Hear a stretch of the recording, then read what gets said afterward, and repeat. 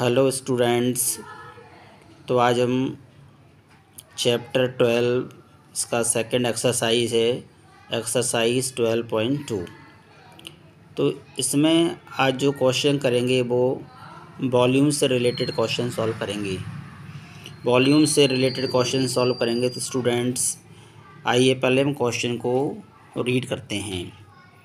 A solid is in the shape of a cone standing on a hemisphere with both their radius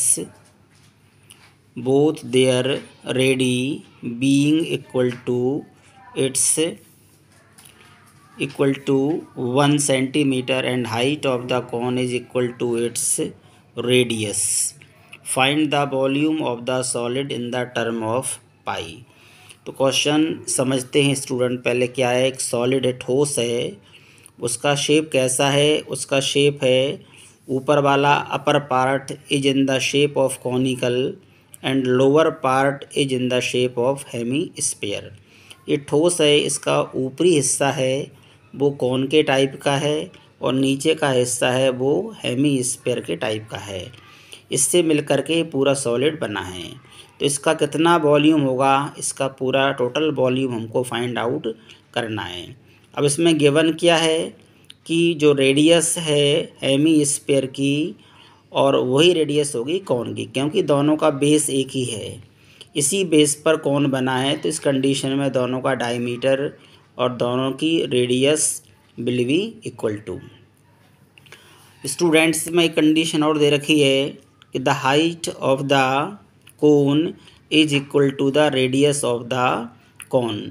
इसमें cone की radius और hemisphere की radius दोनों ही equal हैं और इसमें कोन की हाइट भी उसकी रेडियस के इक्वल है और रेडियस ऑलरेडी इसकी 1 सेंटीमीटर गिवन है। ये क्वेश्चन में ही गिवन है स्टूडेंट्स। तो आइए समझते हैं इस क्वेश्चन को, और इसमें पाई के टर्म में ही आंसर लाना है स्टूडेंट्स, पाई की वैल्यू को पुट नहीं करना है। देखिए solution. In the solid in the conical part में क्या है, जो ऊपर वाला पार्ट है कॉनिकल पार्ट में height of the cone is equal to radius of the cone. So height is equal to 1 centimetre and radius also equal to 1 centimeter because both are equal. It has been given in the question. If you have studied question carefully, then you will automatically will understand. In the hemispherical part, radius are 1 centimeter. Hemisphere में students only radius ही होती है और conical part में इसमें आपको slant height भी दी हो सकती है, हाइट भी दी हो सकती है और रेडियस भी दी हो सकती है। तो वी नो दैट।